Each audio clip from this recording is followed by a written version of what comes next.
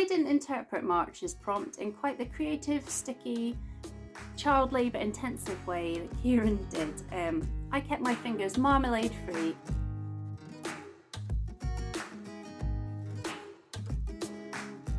Hi and welcome to my channel. My name is Sarah and I love to talk about books.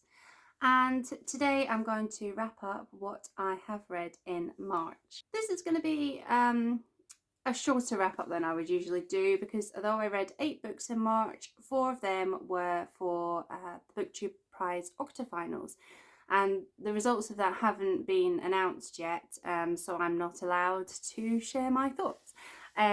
So that should hopefully be announced this week, so that will be in my next video. So today I'm just going to talk about the other 4 books that I read in March. This year I've started a new bedtime habit of listening to an audiobook as I fall asleep. So 2 of these are audiobooks. I typically only listen to half an hour each night, but it is, you know, it's a really nice way to keep my reading up and to drift off to sleep. So there will probably be more audiobooks in my wrap-ups this year than there has been before. Now, I'm not saying that because I necessarily think the format that someone reads in matters. You know, whether it's print, an ebook or an audiobook, it's all reading as far as I'm concerned. But I will mention when it's an audiobook, just in case it makes a difference to any of you guys watching. And I'll probably particularly mention if I think my enjoyment of a book was increased or reduced in some part that was maybe due to like the narrator or the production or that sort of thing.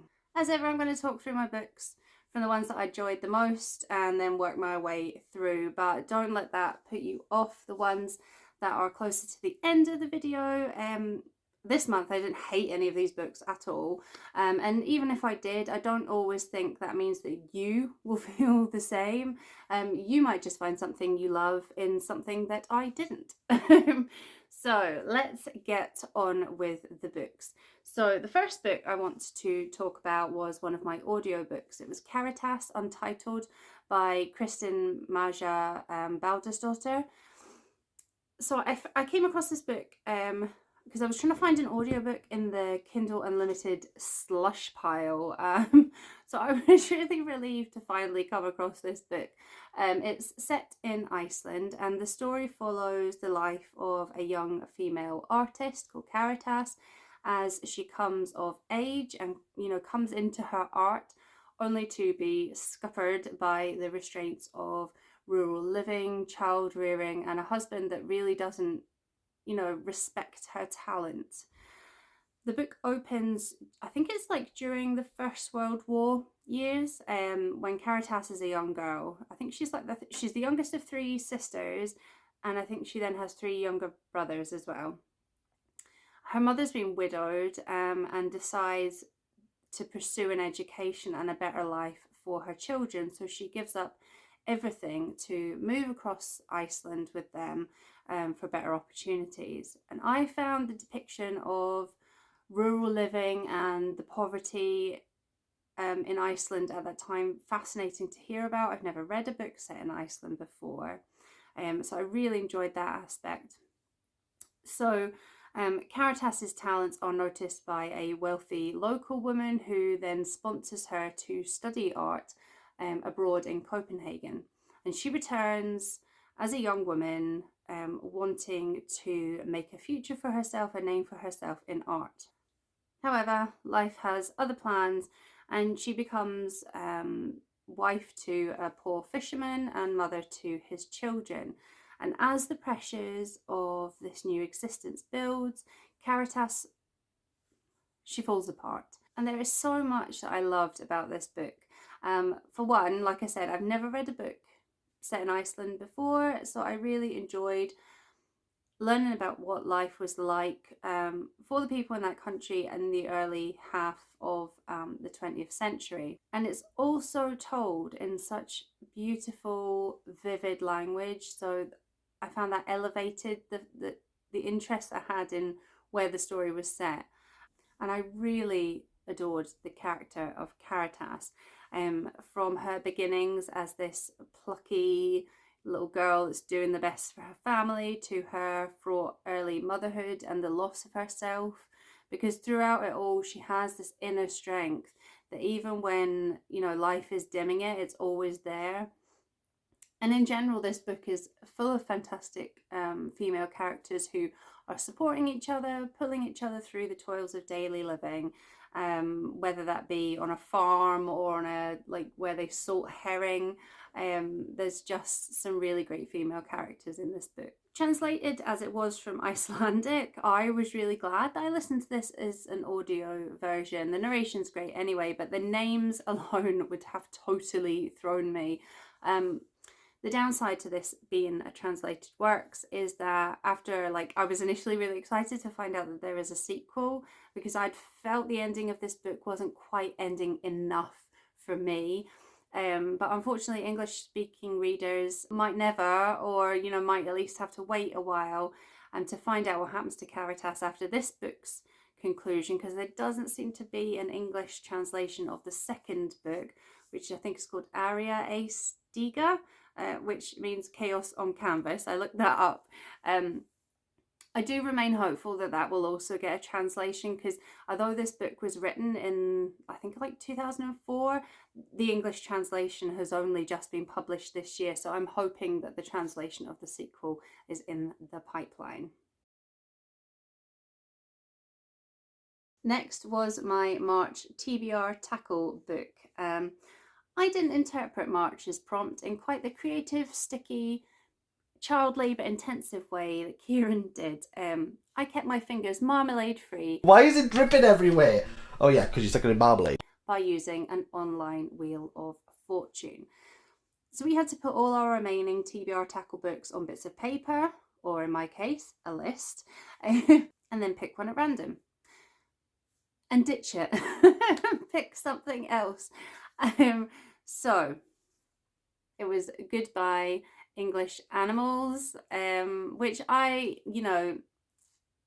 think probably out of all the books, it was my one that I was least excited to get to. So that was actually, it worked out quite well for me, especially because I decided to replace it with one that had already suffered the TBRTackle whims and had previously been ditched in February, because I really wanted to read it. And Kieran did say that we can exploit loopholes, and I'm exploitative. So I went with Clutter, an Untidy History by Jennifer Howard. So I had bought this book thinking I was going to get a memoir of a woman who had to clear out her mother's house following, decades of accumulated excess belongings. As someone who grew up in a house which was bursting at the seams, and as an adult who's trying to tame my own clutter, whilst, I'm kind of trying to come to terms with the fact that the monumental task of clearing out my parents' house will inevitably fall to me, probably sooner than I want to imagine. So I kind of was looking to this book for some solace with all of that. I didn't get that from this book. So Howard uses her experiences of cleaning her mum's clutter as a jumping off point for deeper discussions on why we struggle with the accumulation of stuff, and trying to live with that stuff, trying to get rid of that stuff. She doesn't go particularly deep into the emotional impact of her own experience. She does touch on it, but she doesn't do a deep dive. This is not a personal memoir. However, the result is still really interesting, easily digestible. It's a book about the problems inherent in consumerism, capitalism, industrialism, and of course, the clutter many of us have to deal with as a result of those systems. But this isn't a book about messy homes, or even a book about, those worst case scenario health and safety nightmares of people living in piles of crap. She does touch on both those things, but a big point Howard is keen to make is one that I don't often think gets made when we're rubbernecking at people, you know, who live in these warrens of antique newspapers and rotting food that you see on things like Hoarders. And her point is that hoarding and clutter are not individual problems.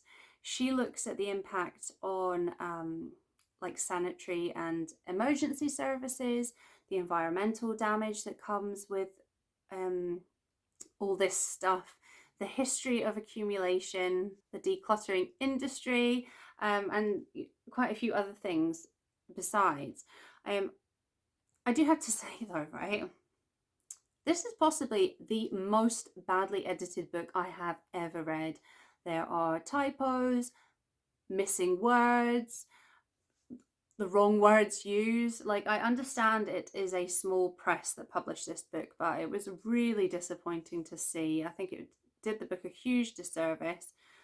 I think this book could also have benefited with some topics being given more time on the page, particularly because it's such a small book. It's less than 200 pages. You know, the mental health aspect could have been explored a lot more. I think Howard has a great writing style for non-fiction. She brings arguments together well. She has a strong writing voice. That doesn't make... What am I trying to say?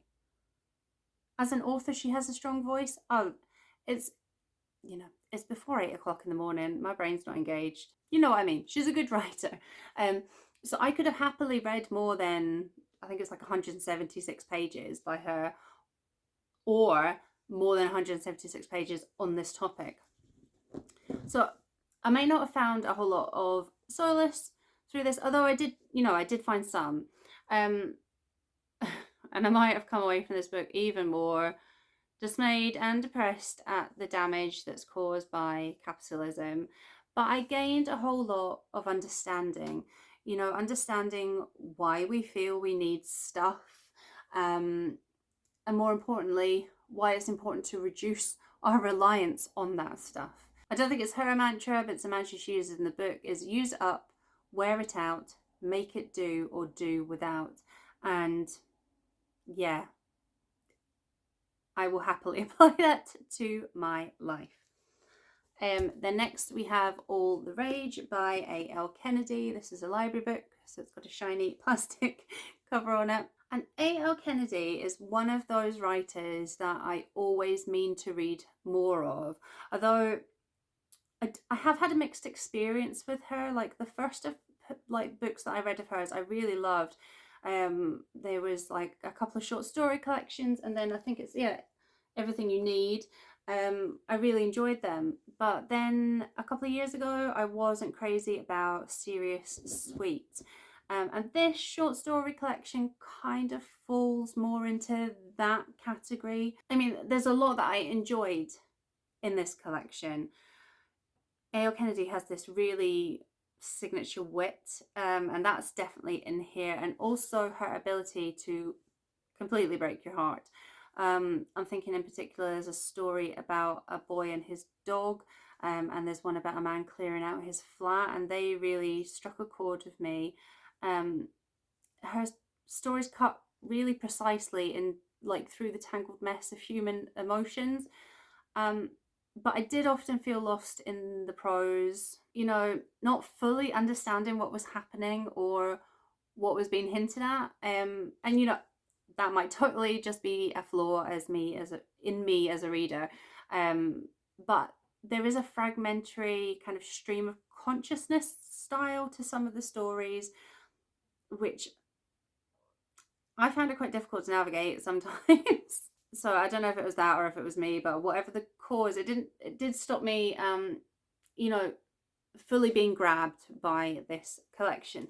But regardless, I think her status as a writer that I need to read more of has not changed. I probably just need to keep in mind that I'll never know what I'm going to get until I get it with A.L. Kennedy. And then finally, I listened to the audiobook of The Awakening by Kate Chopin.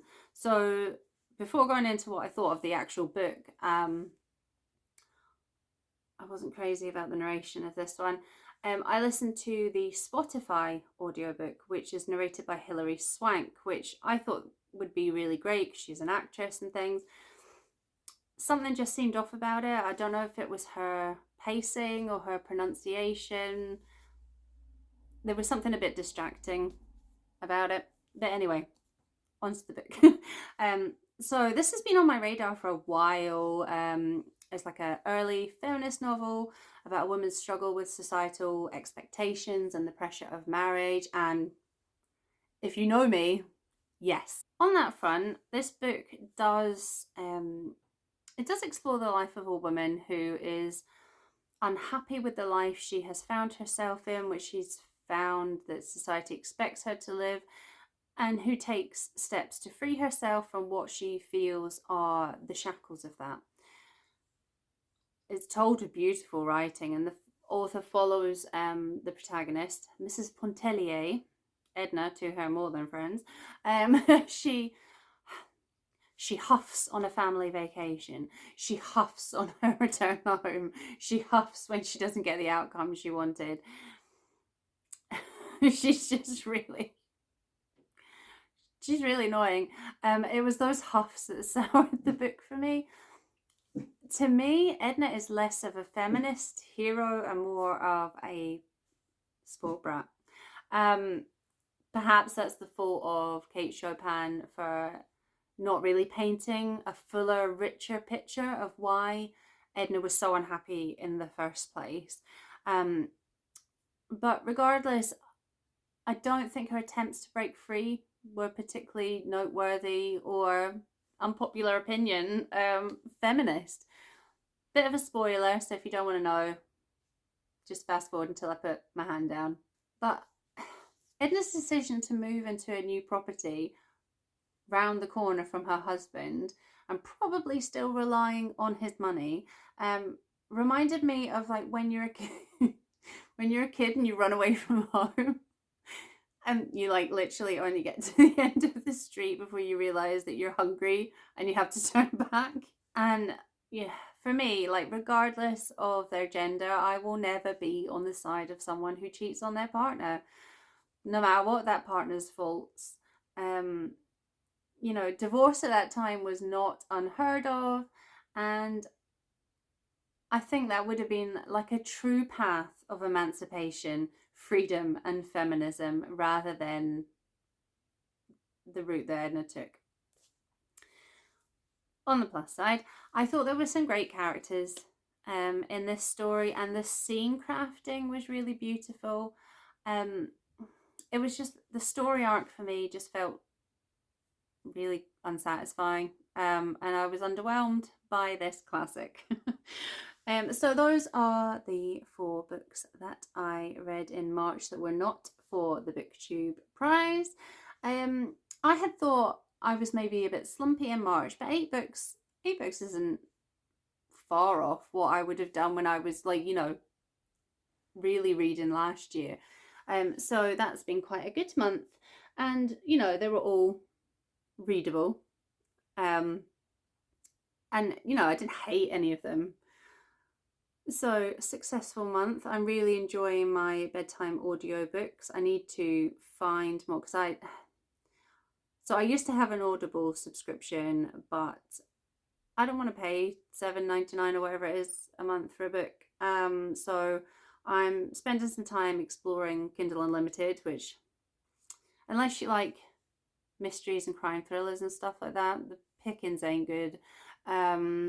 But I am a member of 3 different libraries, all of whom have either BorrowBox or what's the other one called?